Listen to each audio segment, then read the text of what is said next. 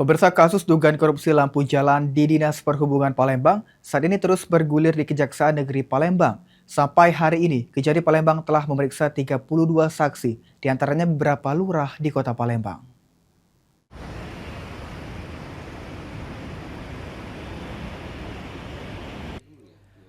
Dijumpai di ruang kerjanya, Kasih Intel Kejari Palembang menyampaikan hingga kini penyidik Kejari Palembang masih terus melakukan penyelidikan dan pemeriksaan saksi-saksi berjumlah 32 orang terkait dugaan kasus korupsi lampu jalan di Dinas Perhubungan Palembang.